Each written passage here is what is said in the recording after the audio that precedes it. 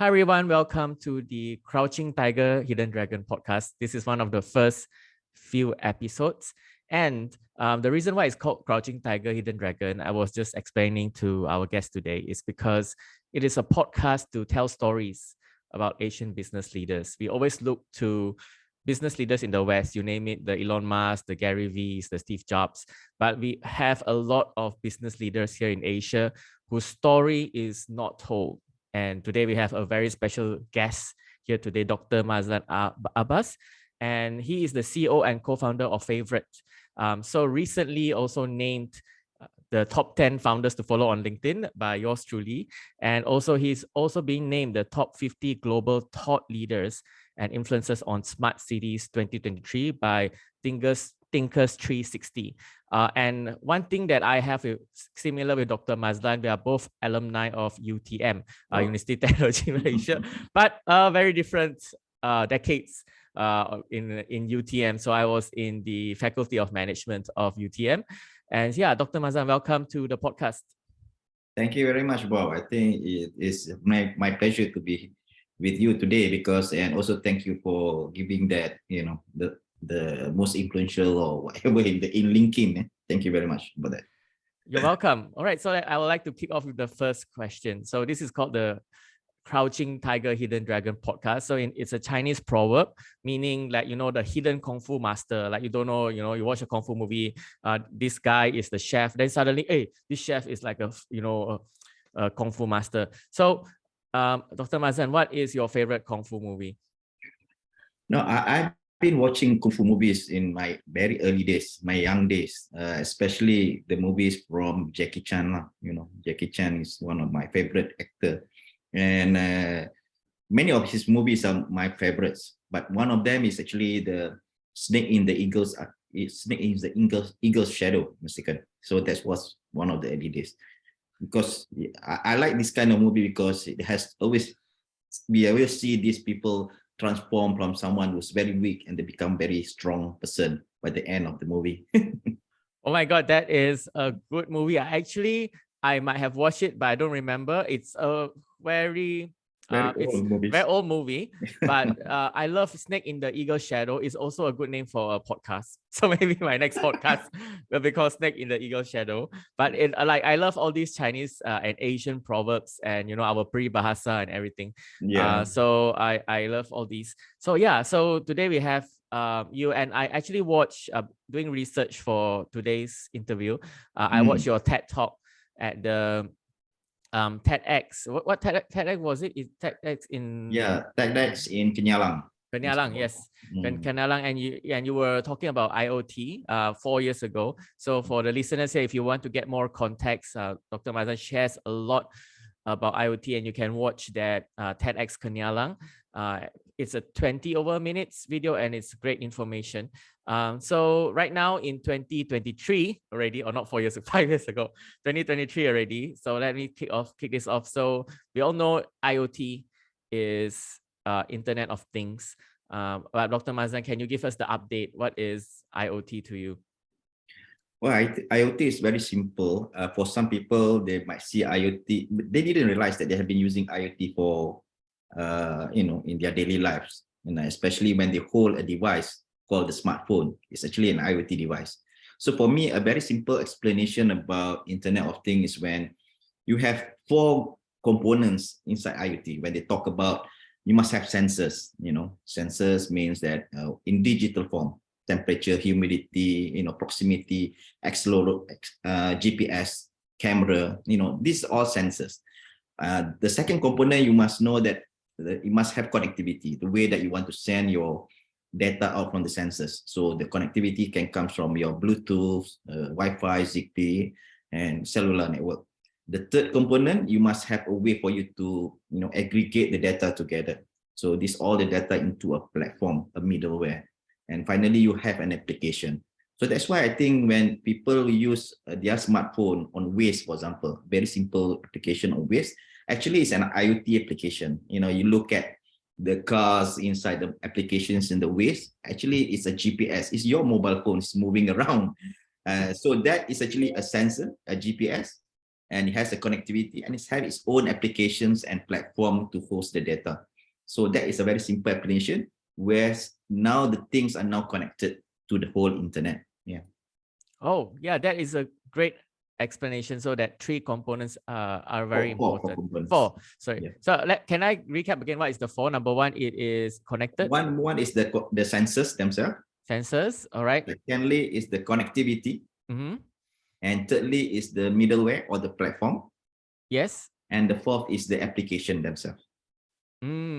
Application, all right. And also tell us more about how Favorite is playing a role in IoT. Oh, okay. We have started since 2017. And when we venture into this business of Internet of Things, we were thinking of, how we can help the elderly people, so how we can help them when they are actually staying at home, no one is taking care of them, the families are so busy. So if they have some problems, can we help them when they are actually at home? So the only way to do that is through monitoring from remote using Internet of Things technology, which is where you can wear a wearable device. You monitor the person at home. It has a sensor that can sense their health pattern, their heart rate, their number of steps, their ECG, and also their blood pressure. And then when there is anything wrong with their health pattern, you can send the data directly to a mobile phone. So we develop an app which can monitor them from remote.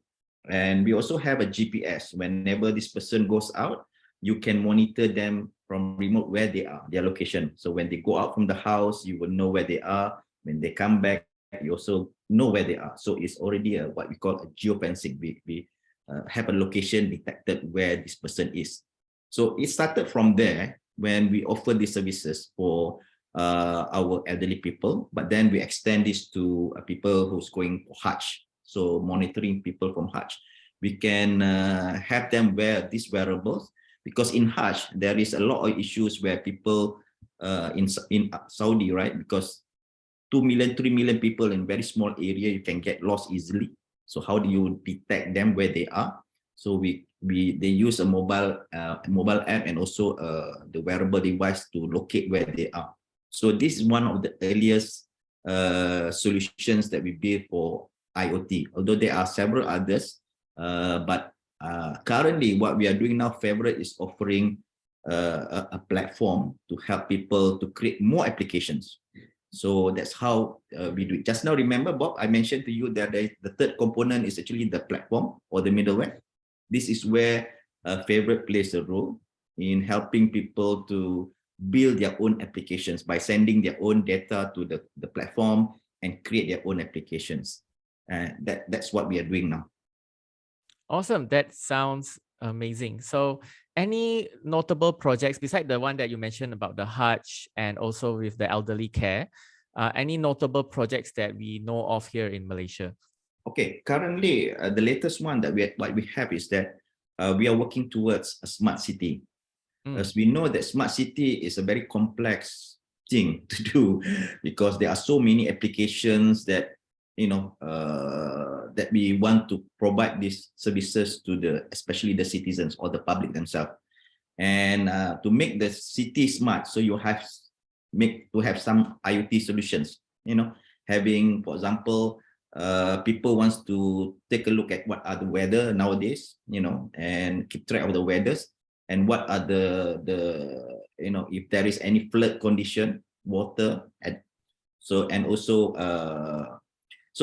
there are other various applications that you want to monitor the environmental, so on and so forth. Yeah. So what happened is that we are working currently with Putrajaya. So Putrajaya Holding, what happened is that they have a lot of smart city solutions there also in Putrajaya, monitoring the lake, monitoring the environmental, monitoring the water level to ensure the safety and the condition of Putrajaya. And this data are being sent to their command center. So what happened is that initially they have so many systems. So when you have so many systems, what happened is that you might have different dashboard or visualizations to take a look at different these solutions, environmental have their own solutions, different dashboard. And what we do is that we aggregate all this data into a single platform, and finally they will see that into a single dashboard. So it will minimize the complexity for visualization. You can simplify that, make it easy, and now they have all the data into a single repository, single database. For finally, by the end of the day, they can make this derive more insights using that kind of data. In future, what we'll see that more and more applications will come in, and a single platform is the best way for them to manage the whole smart city. The idea is not to make it too complex, simplify the smart city application. So the platform also will enable more applications or more innovators to come in and test out their IoT solutions for the smart city. So for example, now we are doing with Putrajaya, but it can be replicated in many other cities in Malaysia, the same thing, where they can innovate and test out the applications before rolling out into a commercial environment. So it becomes like a sandbox for them. It's for trial purpose. That's one of the things what we're doing. Another one, we have another agency that engage on, because they have this issue of, I want to create more applications, test it out, but I want to make it sure that I can, rapidly deploy it as soon as possible, or I can make it into a prototype. So they don't have a platform to test it out, because the platform is going to take them a lot of times just to build by themselves. So might as well they use the same platform to expedite their product development. So they have their own hardware, they develop their own IoT solutions, and they use the platform to send the data, and finally they create their own applications. That's what we do in one in the agriculture area, another one in manufacturing area. Congratulations on these projects. I saw the one with Putrajaya in the news recently as well. And yeah, so because you are also a thought leader in smart cities, so I'm also not very familiar with smart city. So tell us more, what is a smart city and what is the smartest city in the world? Okay, that's a good question, because sometimes people are too engrossed in defining the word of smart city or the definition of smart city. Different for me personally, don't get too engrossed into the term smart cities, because everywhere around the world they have different problems, and their focus on their smart cities might be different from other countries. So for example, in Malaysia, in India, for example, when they launch smart cities, they have 100 smart cities, and every city have their own theme, what they call it, because their cities have different problems. So they cannot have the same applications to be replicated in different cities, because the citizens, the environment, the economic, the culture are all different. So you cannot have the same applications, what happened in Korea, for example, and then you bring it in Malaysia and it works. No, it cannot be like that, because in Malaysia, Kuala Lumpur have a different geographical area problem as compared to some towns in Ipoh, for example, right? They have different problem. In Kuala Lumpur, the main problem is maybe transportation, for example, mobility is an issue. So the smart city term might be slightly different from one city to the other. Yeah, so that's why I think cities around the world have there is this different organizations have give a ranking, how they look at smart cities around the world in terms of their ICT system, in terms of their services, in terms of their economy, in terms of governance, in terms of their innovation. So they have different criteria. So in certain survey, they have mentioned, like for example, Singapore, our neighbor, is one of the top 10. In London, in Barcelona, these are the top smart cities being defined around the world. So, but I think it's likely going to be different. Now we're going to have a more standard way of defining or ranking the smart city in Malaysia. So the government now, what happened is that they are now doing what they call smart city indicators. So I think they have about more than 80 indicators that define, if you have this, you have indicator that shows that you are doing some smart city element there, So for example, you have environmental, river monitoring, flooding, you have some of these solutions. And if you cover 80, most likely you are the best smart city in Malaysia. You have everything of the indicator of smart cities, but then that's why I think different cities in Malaysia, if they want to have a higher ranking in Malaysia alone, they must try to implement these indicators. Yeah. So that's why this is one of the way that the governments are making sure that everyone is fair. When you say, hey, I'm having smart city here. So how do you define your smart city? Just having a mobile app that shows the location of the bus, is it all? No, sometimes you might need different things. So for example, one of the fundamental things in what they define as very, level 1 of smart city, you must have a command center. You have a command center. The first one, you must have actually a blueprint, meaning to say you have an idea of how to build smart city within your local councils or your city. You must have a blueprint that shows the projects that you want to do. Secondly, you have a command center, that display all your data. Thirdly, you must have a governance structure, meaning to say that how you manage the whole smart city project. That's very minimal. Then later you have different tier. You go up to tier 2, tier 3, or level 2, level 3. You have more applications that built into smart city. So most likely people will say that smart city must have very smart applications. It's true. You have smart applications, and it's not only environmental, but also the government also have their own services needs to be upgraded and so on and so forth. So there is smart infrastructure, smart mobility, smart community. These are some of the things that are being defined in the smart city framework of Malaysia, to ensure that this is where our focus going to be. Thank you, Dr. Mazlan, because that is a very important topic, smart cities to us, and as we know, in our city, Kuala Lumpur, the biggest challenge is flood. So Yes. we need more IoT to happen, to overcome this biggest challenge for us.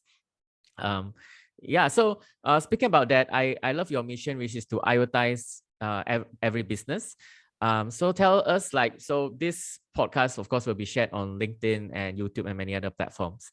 So tell us more, as a business owner or as an entrepreneur, how can we, IoTize our business? Yeah, as we move towards this new era of what we call the IR, Industrial Revolution 4.0, there are various technologies which are very important in this area. Otherwise, we don't call ourselves in IR 4.0. We are still the old era of using manual, physical things. So the moment when you want to be in the era IR 4.0 to be more competitive, you need to transform yourself into the world of digital. So digitalization is very important. So once we have digitalized your operations, you want to make sure that these operations becoming more smarter. So to do that, you must collect a lot more data. So not only transformation of the digital in the organizations, but the operations must be smarter in the sense that you can monitor from remote and so on and so forth. So what happened is that now to do that, you must have some element of technology. One technology to collect the data, another one technology to analyze the data, which is like the AI part, where your brain nowadays, but in terms of technology, the artificial intelligence part. But to become intelligence, you need to have more data. Yeah. So to have more data, then you actually need to collect all this data from your assets. So in this way, we are seeing that a lot of organizations feel that they want to transform themselves, but they just don't know how to do that. How to start? What data needs to be collected? Where exactly that we can improve in our organization in terms of business-wise? They don't know exactly what to do. Once they know what is their business problems, for example, they're looking at manpower. Is that the issue of their manpower? How can I increase the productivity or more my manpower. I can reduce the cost of my manpower, for example. Or if they look at their machines, their assets, how I can make sure the utilization of my machine, which is very expensive, to be managed more, efficiently. And if there's anything goes wrong, I want to protect it before it goes down to preventive maintenance. I can predict when it's going down. So all of these things require a technology to do that. And this technology is what we call the IoT. You put sensors either at the person or you put sensors at the machines, and you can monitor that from remote. So in every of this transformation process, this collection of data, they know their business problem, but they just don't know what are the necessary components to start their journey. So this is where FAVORIOT comes in. It says that, as I mentioned to you earlier, just about there are 4 basic components: the sensors, the connectivity, the middleware, and also the applications.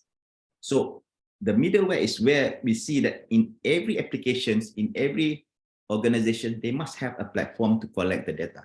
That's where we want to be in, That's what I mentioned to you just now. If you want to IoTize your business, we're going to be there. The platform will always be there.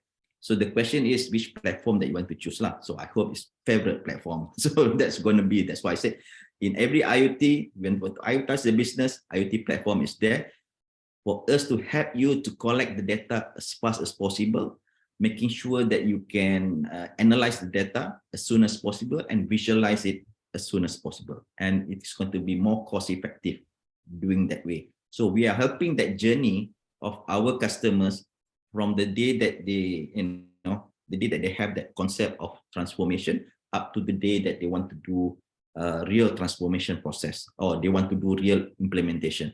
So in fact, Bob, when we started off our journey, we found out that the talent is not there so much. In Malaysia, they are lacking of talents of building IoT solutions. So we see that there must be a way of where to get the talent. And when I look back at the universities, I saw that the universities are still trying to struggle how to make sure that the graduates that go out must have the right talents for the industry. So I went back to the university and said that, okay, you must have this sort of syllabus. Actually, this is what the industry wants. And if you want to build IoT solutions, these are all the syllabus, the content that you need to learn. And that's where we understand that we go back to the university, we do build talents for them. So other than having this platform to be in the business, we are also helping to build the talents. So we have training that we also assisting the education sector, learn IoT, the trainers, the lecturers themselves, the academicians, or the students themselves learn IoT, how to build the IoT. And then from there, they know how to actually deploy IoT in the real world later. Yes, thank you, Dr. Mazlan. Yes, coming from the same university, you were also a lecturer in UTM. So hopefully to see more things coming out from UTM as well. Yeah, so personally, Dr. Mazlan, which industry do you think, in your opinion, needs to IoTize the most currently? That is a very interesting question, which I receive many times when people ask me where exactly the IoT going to be. Even though we have seen a lot of surveys and a lot of data that comes from reports indicates that this certain applications, certain industries, but in Malaysia might be not the same, so it's slightly different. What we are seeing now, when Malaysia pushed the agenda of industry forward, IR 4.0 in 2018, they are very much focusing on the manufacturing sector. Yeah. So we thought that maybe the factory is one of the areas where IoT going to be, because I think it's true. That's the biggest impact. If you can transform the industry from IR 1.0 to 4.0, maybe our industry, our manufacturing sector are much more, I would say that more competitive. Yeah. So that's the target in the early days in 2018. But now we are seeing that there's a different trend that coming up. other than transportation, environmental, which is always there in IoT, there are agriculture. So agriculture seems to be one of the hot topic nowadays. I think it's because people are talking about food security. I think the government have been talking about food security to ensure that there is always, ample food and all that. So it's good, I think. And also agriculture is one of the oldest, economic, where the country is, our economic growth is coming from the agriculture. So I think that's one of the area. But other than that, I will see there are various. So I cannot say that it's only manufacturing, agriculture. Healthcare is also one thing. People are talking about that, but it's very tricky area to be into. But other than that, we see more on the retail part, and also some in the area of what you say that the logistic, especially in the logistic area. Yeah. Yeah, I think there's so many ways, so many applications. But yes, for Malaysia, our focus will be manufacturing, and of course, agriculture is our main drivers of economy. Yeah, so thank you so much for sharing. And that was the part about IoT and also yourself, Dr. Mazlan. Anything else you'd like to share on that part? I think one of the things that we wish to see is that in the IoT world, we always see there is this challenge of people trying to build their solutions quickly, but the question is they just don't know where to start off. I think that's where I think it's right that we should be focusing in the early days to focus very much on talent development.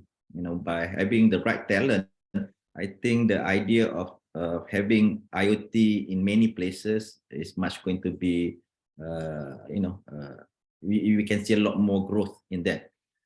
Because I've been in the IoT since very early days. I think as early as year 2000, when we see a Coke vending machine. You can buy Coke by sending an SMS to a certain number, and the Coke will send out. That machine will send out your Coke. That is as early as 2000 or 2001. And Kevin Ashton, in fact, mentioned IoT or defined IoT in 1999. So that was the very early days. So we see that starting from there, and then we see that the implications of IoT goes into machine to machine, where people are now having monitoring their meter reading, electricity meter reading. Now it has moved into environmental monitoring, for weather, and also river monitoring, and so on and so forth. And now it's coming more mainstream into the even going to the consumer part. Consumer part, people just don't realize that they have been using IoT for many years. Some of us might be using some devices that can manage their houses, smart homes and all that. And they have been using IoT. Yeah. All right, thank you, Dr. Mazlan. I think, yes, it's very important to start with the talent. I think it's more about, like you said, finding the application, finding the solution for the problem. And there are many ways now that we can actually do that. Okay, so right now we move on to the next part of the podcast, which is talking about the future. So the earlier part was talking about FAVORIOT and also Dr. Mazlan. So next part is talking about the future, which is, what are you excited about in the future? Could be anything, could be AI, or could be ChatGPT, anything. And then it's more like a discussion rather than, just a sharing, right? So we can say, so like just to sort of pick your brains a bit. So what are you excited about recently? Yeah, I think the recent one is you are right when you mentioned just now the ChatGPT, right? I think the generative AI somehow this year is becoming so hot topic suddenly, by the end of last year when ChatGPT is being launched. And it seems everything become intelligent. Everything become intelligent, and somehow people are scared that they are going to be replaced with this AI thing. And and it was very exciting, even for me. We are not a big organization, so we don't hire so many people. But when like tools like ChatGPT comes in place, it helps me a lot in terms of my marketing, for example. Doing marketing in the sense where when you do a lot of marketing, you need to have a lot of copywriting. You have to think a lot of generating contents and so on and so forth. But when I use this tool of ChatGPT to help me, it can give me a lot more. It helps me a lot more by having the right copywriting and the right social media posts and so on and so forth. It helps me a lot. So that one is one thing. But what I'm excited is also this. I'm also excited that now that AI is becoming like a mainstream, it's becoming real. It's no longer people says that, we talk about AI, but it's still research time, we're still doing research, but it's now becoming at the mainstream. So what happened when AI and IoT comes in place? It marries together. That is the big thing that now we are talking about. Last time, yes, we talk about AI, but now it's the real thing. AIoT, that's why they call it AIoT. It's like one word. So we need to extract the data. We need the brain to analyze it, and the brain is the AI part. But the brain cannot just function if the AI, if the assets that you want to do cannot be controlled. So what happens is that once the data you receive and you make analysis, but you need to control it back. I give an example. How do we combine AI and IoT? Nowadays, you have the smart home. You have sensors which is intelligent to tell you who's coming in, who's going out, how you want to switch on the lights, so on and so forth.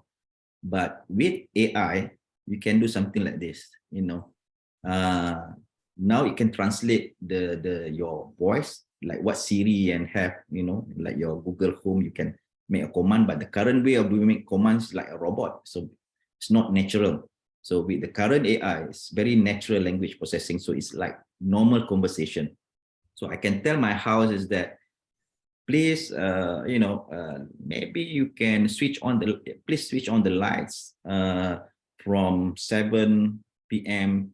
until 7 a.m. in the morning every day except Saturday and Sunday, because I'm at home. If there is any problems, you just send me a message through my Telegram, or you can call the police. If the home feel that someone is actually an intruder is coming in. So you just tell that command directly to your machine, your things, and it will collect the data, analyze the instruction, and then finally it makes the control. Yeah, so that's one thing. Another thing is that what you can do is that after you have collect all the data from the rivers, from the weather and so on and so forth, you just have that simple command and say, ask the machines to tell you, tell me if there is any problem, tell me if there is a flood going to happen within the next 3 months. Just have that simple command, and that command will actually, what it does is that it will extract all the data that comes from all the IoT devices that you have collected, and then the AI part will make the prediction. As simple as that. So that is like something like what we see in the future, when we see the Star Trek, movies and all these sci-fi movie. They are talking to Jarvis. They are talking to all these things. It's real thing. So I think that is going to be very real. I've seen last time when Sophia. I'm not sure about. Have you remember that Sophia, the robot that came to Malaysia during IR 4.0 launch last time? Is it the one with the bald head? Yeah, the female? bald head. Okay. So, but you have to program in such a way. It's not very natural language, but it can answer. She can answer, but not as perfect. But now you can converse that like a normal conversation. I think if someone already done that in ChatGPT, you will know exactly how you are actually conversing with a real person there. So this is going to happen when it embeds that technology into the robot. That's where I think Jarvis is going to be. But Jarvis is not a robot. Jarvis is like it's an AI. AI machine somewhere, right? It became okay. So a bit again, it became a robot actually. So Vision is actually Jarvis become robot. Yeah. So the Vision, the one that look like robot, that one is Jarvis. That Jarvis, yeah, that one is Jarvis plus the stone lah. So that one is a Marvel thing. But yeah. And you see that's what people last time we were joking, we were joking saying that the robot's going to be like Terminator, but at that time maybe not. I think it's becoming real and real when it can learn by itself. When something can learn by itself, it becoming better and better. Even though I've seen that the current AI might not give you the perfect advice, your personal advice that's maybe human, because human have that emotion. So it's something where the machine have yet to come to the stage lah, but what I'm excited now is that even I saw something about, I think I saw someone who demo me. What happened is that he says that he asked ChatGPT to say that tell me how to sell belacan. Belacan. Okay. So ChatGPT describe all this belacan, but describe how to sell belacan in a Steve Jobs style. So it writes the text into like a Steve Jobs style, and then he used the text and embed into a voice that have Steve Jobs voice, and it sounds like Steve Jobs selling belacan. So really, like he said, he talks like someone in the like the Macworld, and talk like, but he's selling belacan. He's with the Steve Jobs voice. So now it's like you don't realize whether that person is dead or not, but now becoming so much alive and so realistic. And this is what I'm very excited about, this AI part, where now anything almost be possible to do. Yes, I am very excited as well. So like the example you gave, the reason why it can do it is because of learning. So it will learn how Steve Jobs, it will going through the internet, find all of Steve Jobs' speech. They can find in a matter of seconds. It's connected to Google. So you can find all the Steve Jobs speech, all the Steve Jobs interview, find. And if we are human, it takes us weeks to find everything. Find already, then we need to come up with the style. Okay, Steve Jobs always use this word. Steve Jobs always use that word. AI will do it in seconds. Us as human being in the role, our role is to just look at the AI, the result, and see whether it's correct or not, whether it's the right command, like we say, is in the style of Steve Jobs, or to QC. So it saves a lot of time for us to do research on how Steve Jobs writes. It will take us a very long time. Yeah. But AI can just feed all the data and then it can write in that style, and now they can speak. One of the things I'm going to do is I want to put a lot of video, use the AI to make into text and then feed into the chat. Because now the limitation is the chat GPT cannot watch video. So I want to turn a lot of video into text and feed inside, and get the AI to come up with content that way. So that was something that I'm looking to explore. So yeah, I think that is very, very interesting, because with what you do, IoT and AI, it comes together with the sensors and the connectivity. Now AI is the right time. It has a lot of data to play with. I think we're going to see robots is becoming hot things nowadays. Even though robots last time we only visualize robots like only the arm, the body, but not the whole thing. But now humanoid seems possible. We have seen humanoid like Sophia and all that, but later you see more intelligent, where it's very conversational type of robots. Because I think one of the things we see in Japan, for example, they have these issues of senior citizens who are living at home, alone, and no one to talk to, and they have the robot head itself, and you converse with that. So at least the person who's living at home elderly people are not so lonely, so they need someone to talk to. So it's good. I mean, the technology can do wonders, and it helps a lot of people. So people look at different things, lah, helping them in different ways. So don't always think about, this technology will will take your job. Of course, it will take some of the jobs, lah, but it will help you a lot too. I always like this discussion. Technology will take our jobs, right? So technology will always take our job, right? So in the old days, telephone, they need a operator to sambung the telephone. I saw before. I was not alive lah, but I saw before. Sambung the operator. And after that, they have technology or sambung the line by itself. Technology always replace people. Next time, it will maybe replace the driver, maybe with self-driving, maybe replace the driver. But then you will come up with new jobs. Now we have new jobs that will let you work with the technology. Everything will get replaced. We have the operator now. We don't have operator. I remember last time we had to call and need to ask, I want to talk to this company, this is, and the operator sambung. Yes. Right. It will always replace.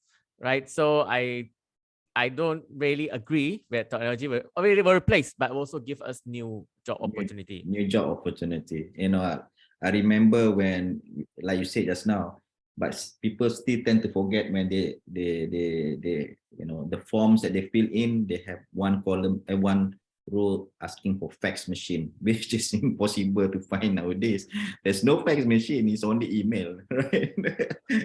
But the form is still there. The old days still remain there, but it's already obsolete. Yeah.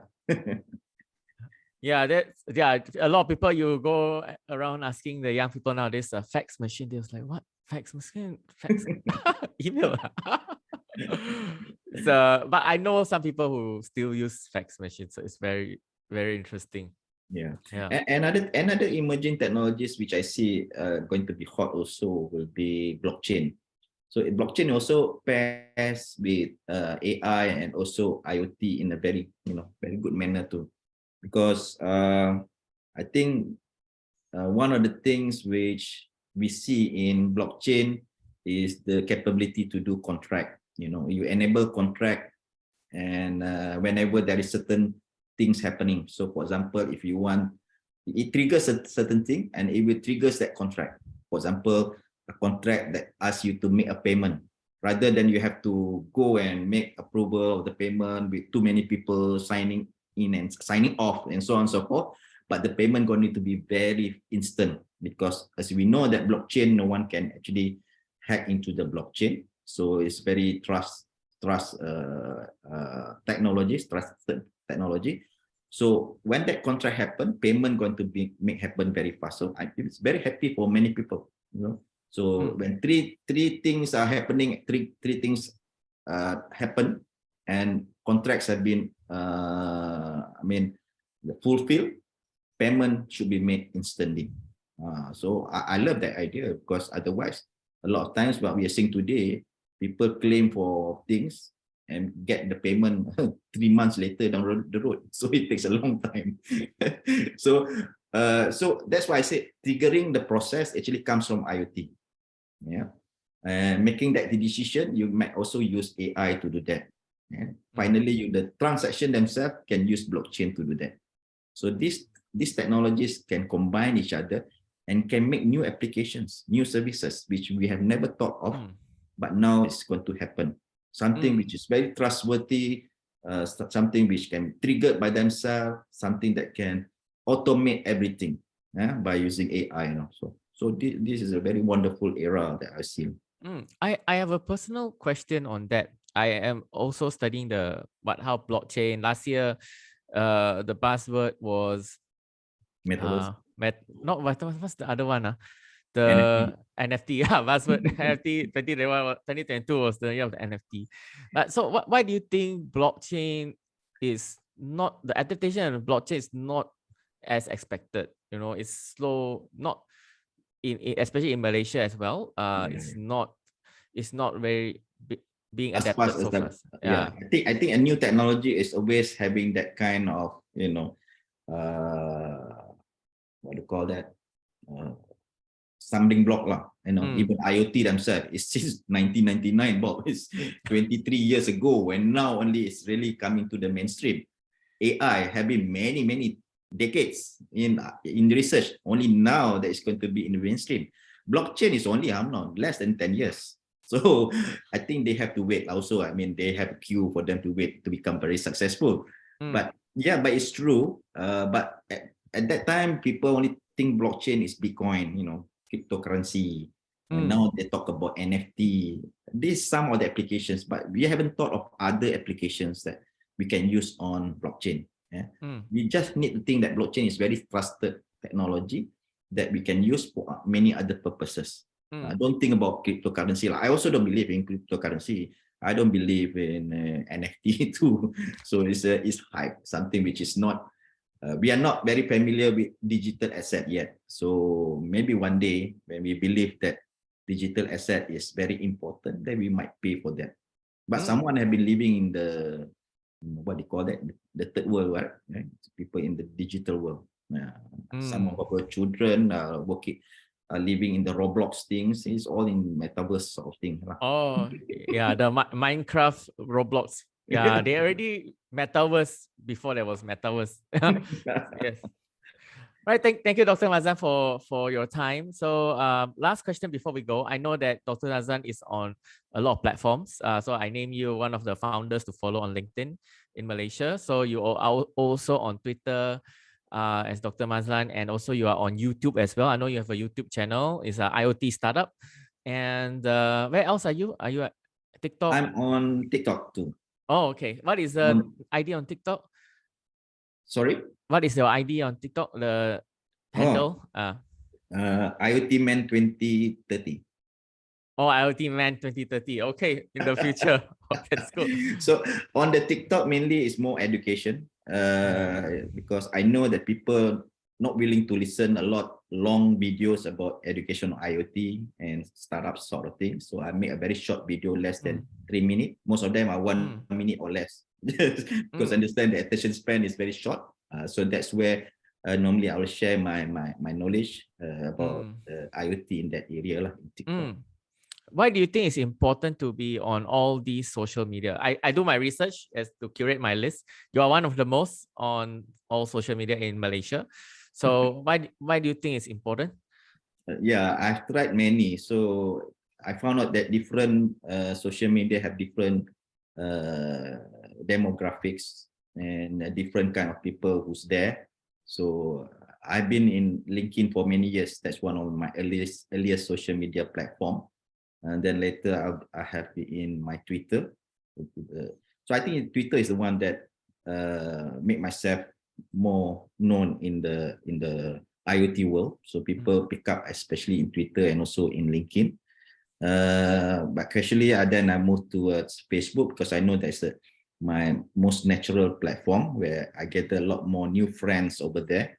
From there, I do manage my own pages, personal and also companies' Facebook pages. But then I also see that nowadays the trend is towards not only on YouTube but also on TikTok. So the latest one is TikTok. Even though I have Pinterest, but not so much. But I think TikTok is one of the fastest growing channel that I see more engagement in that area. But LinkedIn is always there since day one. Yeah. Thank you so much for sharing, Dr. Mazlan. So last question before we go. Who else? So this is the Crouching Tiger, Hidden Dragon. So like I said, is to share stories about business leaders in Asia. So who else would you recommend for me to also speak to? I think that there's a lot of companies in the startup worlds that needs to be, especially I'm in when we talk about startup. I'm also feel that I come still from the startup days, that we still believe that startup need to be more promoted. So anyone you know that I can speak to? If you want to talk about the new technologies, I think Dr. Hanafia from Robopreneur is one of the areas. Yeah, I think if one of the bigger companies, I'm not sure if you have approached Aerodyne, Mr. Kamaru himself. Yeah, Kamaru. And also, if you want to look at the security area, you take Cairo from Nexus. Sorry. So these are some of the companies which I think is good for you to take a look at various phases of business. One is, startup, one is growing startup, another one is very established business. Awesome. But Thank you. I will share with you that information later. Awesome. Yeah, sure. Okay. All right. Thank you, Dr. Mazlan. So this has been the Crouching Tiger, Hidden Dragon podcast. So this will be shared on all platforms. Thank you so much, Dr. Mazlan. Thank you for being here, and I'll see you soon. Yeah, my pleasure, Bob. Thank you very much for inviting me. Thank you.